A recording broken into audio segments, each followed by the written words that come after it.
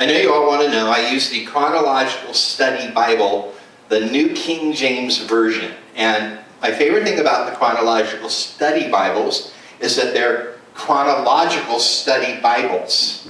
They're in order of what events happen when. And one of the funnest parts is in the Old Testament is when the Psalms pop up in the middle of stuff, especially boring stuff. So when I'm scouring through the Old Testament and the New Testament to decide what I want to talk about at tonight's performance, I'm thrilled when I come across a psalm because, well, I can't screw it up. I can't screw it up. And I love the Psalms. Anyone who knows me knows that I'm a wordsmith, that I am really intense about words. I ask people all the time, what exactly did you just say? What word was that? What does that word mean? And that my favorite music has a lot more to do with the songwriter than the style of music. I mean, there's music from all genres that I admire because of the poets behind it. And, you know, when I talk to people and they find out, you know, that I even know some of the artists that I know, people are surprised. I'm like, oh my gosh, where do you think musicians come from? I think we just like wake up one day and we have no background whatsoever. Oh yeah, Britney Spears. You know, seriously. I mean, you have people like that clearly have no knowledge about music history. But the rest of us, the ones that are slaving and studying and training our whole lives, all we do is learn about the people that have gone before. And David was like his generation's Bob Dylan. You know, his writing was so great because it was so passionate and it was so honest, and it wasn't even correct. He didn't go and correct his words based on spiritual doctrine ever. And so there's stuff in the Psalms that's not biblically correct. There's not. You don't use Psalms as doctrine. You use Psalms as a representation of a human being that is inspired by his relationship with God, and he writes songs, much like moi. and every great songwriter writes from their spiritual perspective. Every smart songwriter learns what people have done before him. But the best songwriters decide, this is what I've done, and that's it. And don't try to judge their own work. And for me, the one I hate the most is don't try to edit their own work. I'll have an extra line or two, and I'll go, no, this song will be better if it's just shorter. But I hate going back and changing lyrics because this person will be offended or this person will be confused. I hate having responsibility like that, but it is part of the package if you want to step out in ministry. But we look at David, and he's someone who, he brought so much blind passion to the mix that it's a really good argument to just barfing out what you're going to write and calling it a day. Kind of hard to put music to some of this. I would like to hear his music one day, but in Psalm 8, he says, O Lord our God, how excellent is your name in all the earth. Now I know there was a song made out of that. I don't care if the churchies know it or not, but I know there was, because I sung it at churches before. Nope, not today, I'm not singing it. Nope, I left it. I left it in the early part of tonight's show. How excellent is your name in all the earth, who have set your glory above the heavens.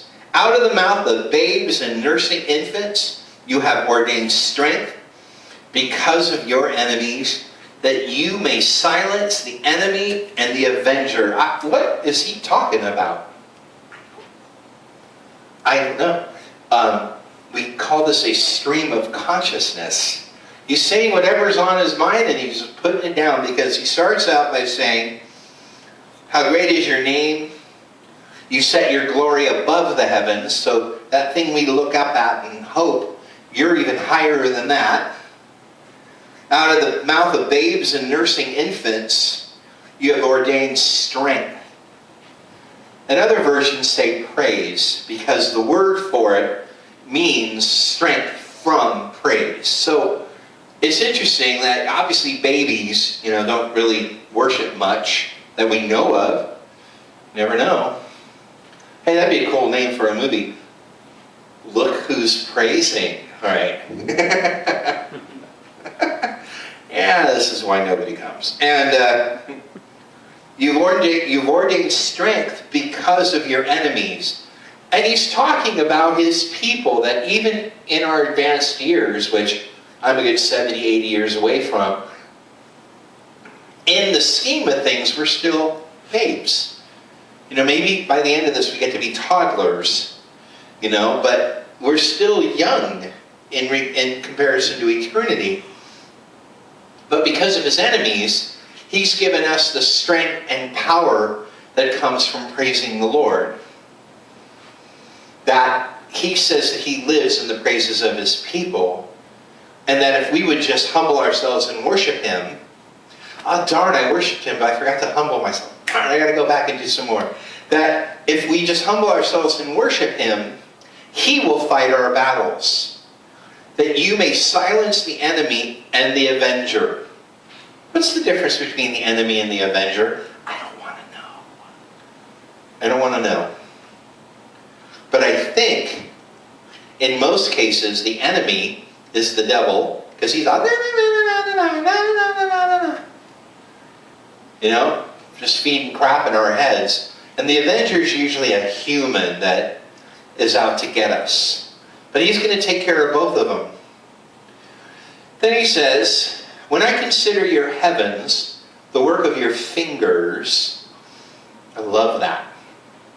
If you ever draw a picture of God based on all the different body parts he's given in the Bible, you'll have like an 8,000 foot bear, bird, dinosaur thing with thousands of eyes and a couple extra feet and a lot of fingers with heads popping out of them. Seriously. I love those posters of all the names of Christ. I want there to be a black light poster of what God looks like based on all the different references to him in the Bible. But it seems safe that the work of your fingers, then it's listed as the moon and the stars, which you have ordained. And then he says, what is man that you are mindful of him? Or the Son of Man that you visit him? Son of Man. Where have I heard that before? Oh yeah, it was about Jesus. David didn't even know. David didn't even know that this scripture would be used, that his song would be used. If you'll forgive me, his song will be quoted by the Messiah. That even then, God was stirring the minds and hearts of his people, saying, what is Son of Man that you visit him? Very interesting. For you have made him a little lower than the angels. So there's one of those things that isn't exactly true in the Bible. For you've made him a little lower than the angels. No, you made him a little later than the angels is more accurate. But in our earthly bodies, our experience is that angels are capable of doing more than we are. Well, I don't know. Can they form a rock band? Can they invent anything? Can they make babies? That's always my favorite. Angels can't make babies. Neener, neener, neener. Seriously. There is one of the greatest movies I've ever seen is called Wings of Desire. And it's a German film about two angels that come down to Earth, and they're supposed to solve some earthly problems. They start to see the behavior of humans and the lifestyle of humans, and they're jealous. And they want to become human. They don't want to go back. And it's a very sad movie and very eye-opening. And it's not scriptural, so don't write me and tell me that. I already know that. But it's a really cool movie. And it has yellow subtitles. It was one of the first movies that came out on video that had the yellow subtitles. You know, they really are easier to read. They really are. It's very interesting how the mind focuses on yellow. I highly recommend Wings of Desire. I'll be showing it at my house tonight at midnight. You're all invited. So what is man that you are mindful of him, and the Son of Man that you visit him? For you have made him a little lower than the angels, and you have crowned him with glory and honor. I love that.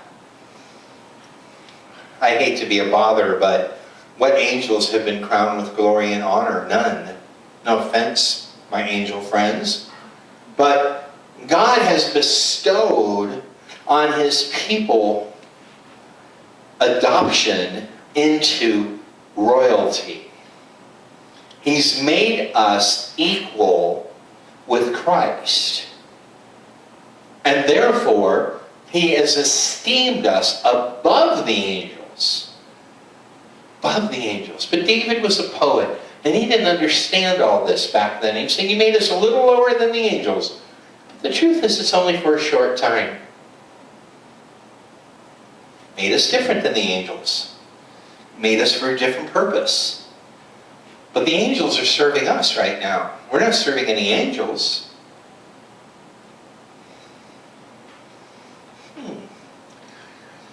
And he says, you have made him to have dominion over the works of your hands. You have put all things under his feet.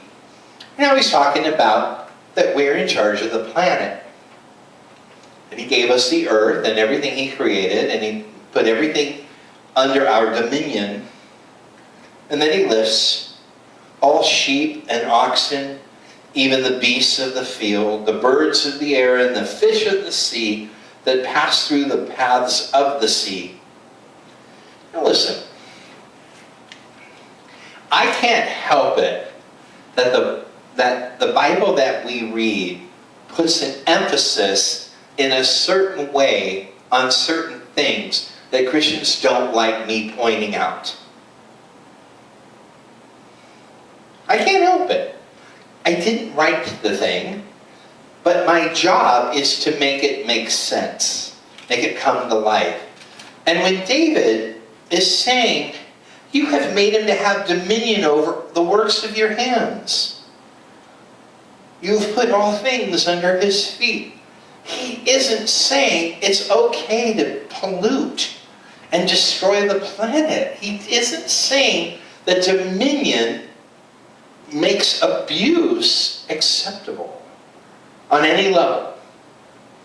On any level. While it may be our God-given right to litter, it's still wrong to do it. And every Christian hearing this and say, for goodness sakes, Paisley, I don't litter. Oh my gosh. Any of you who smoke, you litter. Give me a break. Any of you who smoke, everyone litters. Everyone litters. I take stuff out to the trash and a straw wrapper falls out of a bag. Yeah, I just run after it. I just run after it. I was driving down the street the other day and I saw something I see all the time now. I see teenagers getting out of school. And you see kids walking with friends and they're all drinking their, what we used to call big gulps. I don't know what they're called anymore, but the big drinks you buy at the convenience stores.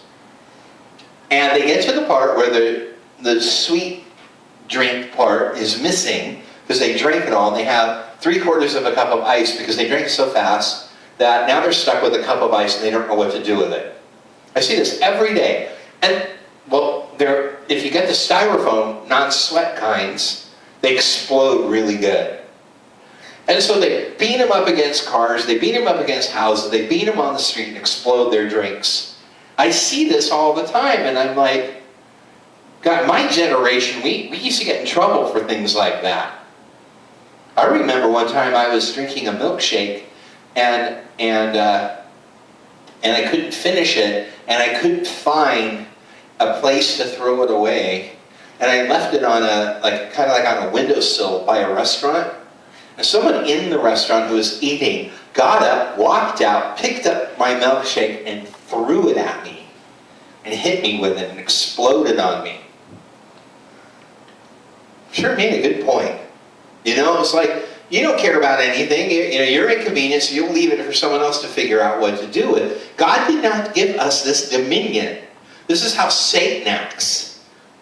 But we have become litterers of everything.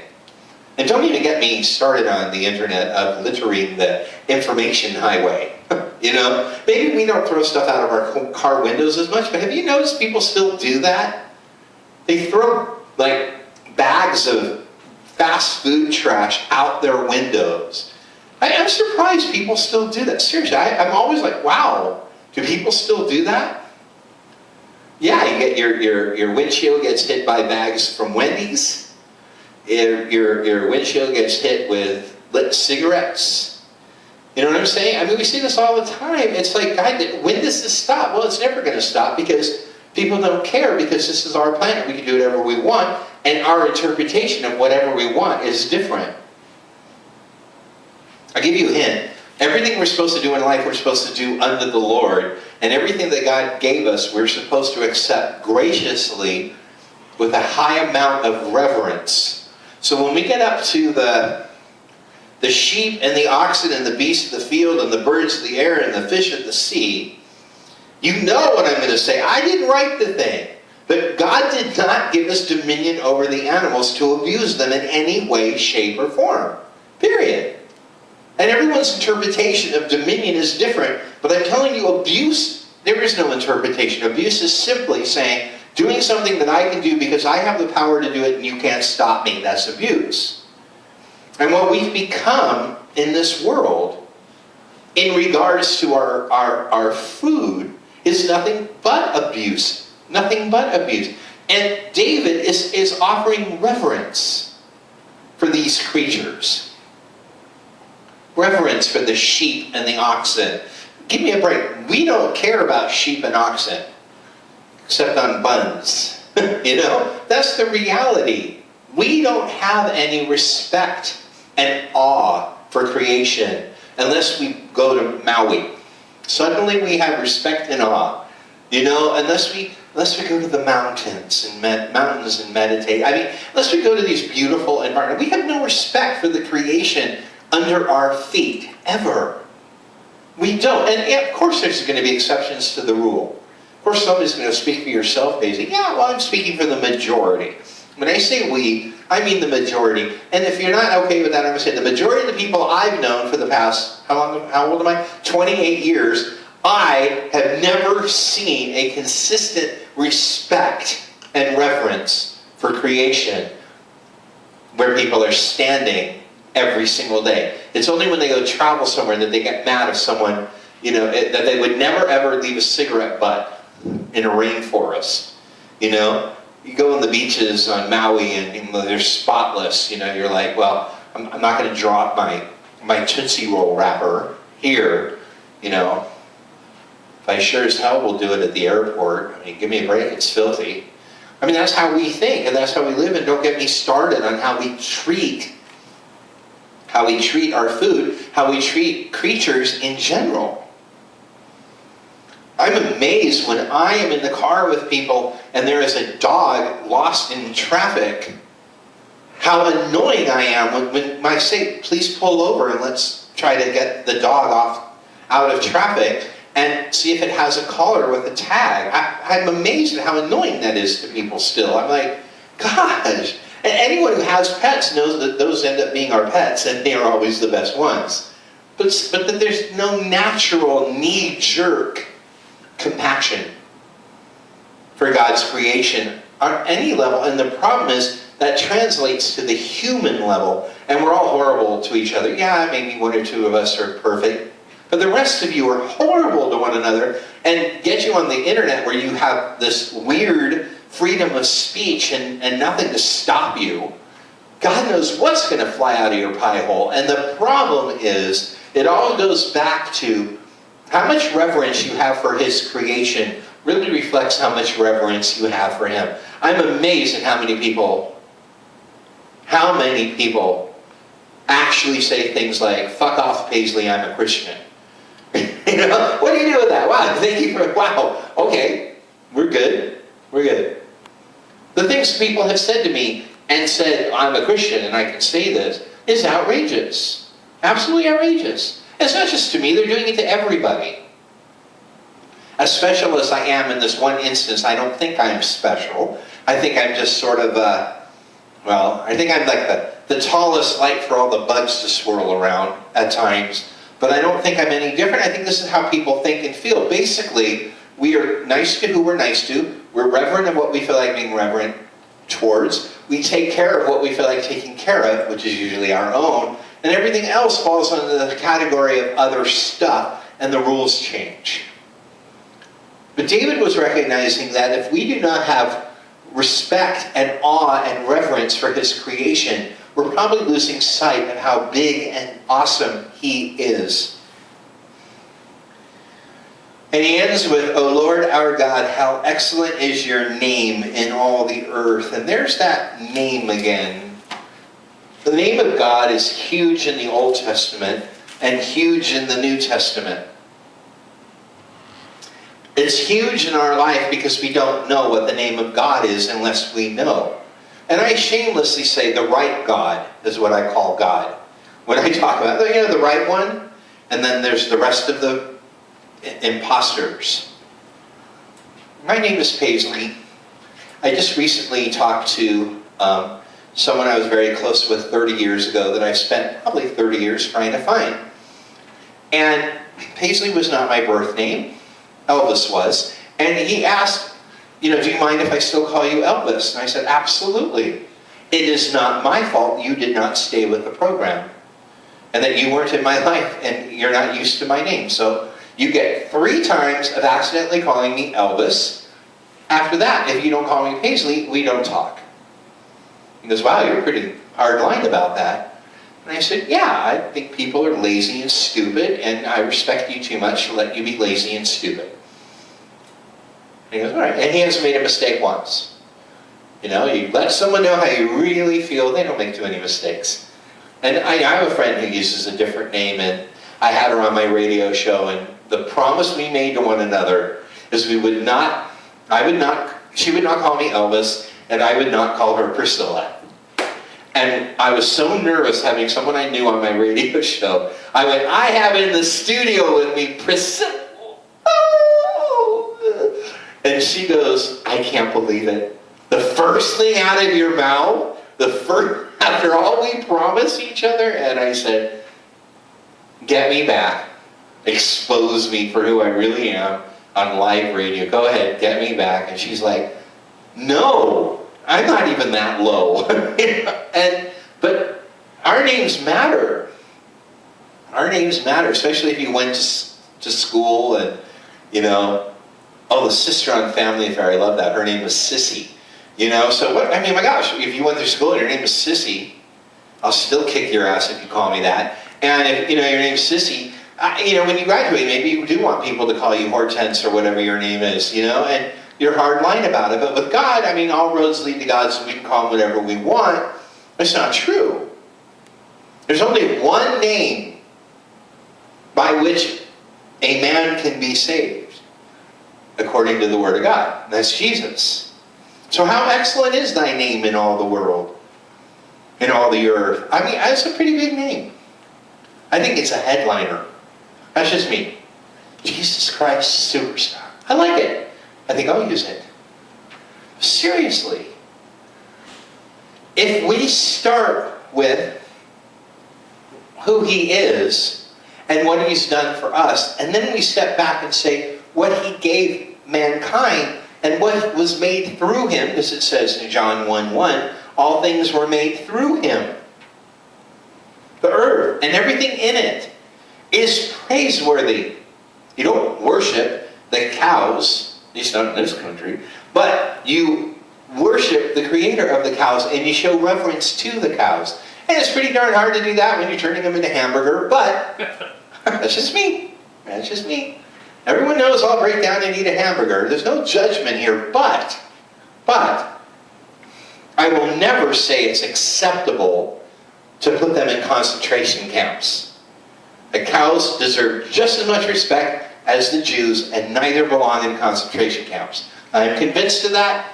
Prove to me otherwise, and I'll eat a bug. But I'll be reverent about it when I do it. But if we don't step back and start seeing him for who he is, what he created for what he intended, and his people for who they're called to be, in the end, we're no different than the heathens, and we're useless in ministry, especially the ministry of evangelism, which is the only ministry on the planet that matters. Everything else leads to evangelism. People coming to Jesus. That's all that matters. And how can we see people in our lives come to Jesus if we have no reverence for that which he has reverence for? His people, his creation, all the critters. How is it possible? How is it possible? We have to be people that stop all the time and say, how much reverence do I have for this? How much respect do I have? I don't like the word respect in the same sentence as reverence, because reverence is more. Reverence is more. That's why Jesus said, don't call me reverend. No, don't be calling me reverend. Because he's one of us at that moment. And reverence belongs to God and the things he created that he puts emphasis on. And I've just shown you, and I mean, you could find it a million times in the Bible, but I've just shown you that he puts emphasis on his creation, that there should be respect and reverence for his creation. Not just the people, and not just the people we like, but the critters and the mountains and the sand and the sea and the sky, and we don't care. A friend of mine wrote a song about it and said, we made an enemy of the sun and sold our weapons to everyone. Now we want to ruin the moon. Leave heaven alone. I gave myself goosebumps. I remember when I first heard those lyrics, I thought, God, that's good. That's so good. It's so obvious. It's so simple. It's almost like a nursery rhyme. That we have conspired as a species to destroy the planet. And Christians don't care because it'll speed up Jesus coming back. What if it doesn't? What if there's nothing here when he comes back? What if, worse, it just takes as long as it's going to take and we've destroyed the planet before it's time, and, well, we have no amenities, you know, and there's no soap. You know, what are we going to do? What if there's no more Febreze? What are we going to do? No air freshener. None of those marijuana leaf things to hang in our car to make the gym smell not to be in there anymore. What are we going to do? What if there's no hot tamales? You know, what are we going to do? You know, what if Hostess goes under before Jesus comes back? Oh, hell on earth. Hell on earth. Seriously, we don't care. We don't care what we do to people. We don't care what we do to nations. We don't care what happens to anyone but ours and our own. And then we say, we somehow find a way to make that the Christian way. And the Christian way is Jesus' way. And Jesus stepped out of his comfort zone and became human and lived an entire life of poverty and pain and suffering and abuse and loss just so he could die for us. That's all. But we, on the other hand, want to be people of privilege. I think we need to step back and read the Bible and ask God through his Holy Spirit to make it come to life for us and say, what did you mean by this? What did David mean by this? Why did this happen this way? What are you saying to me and mine now?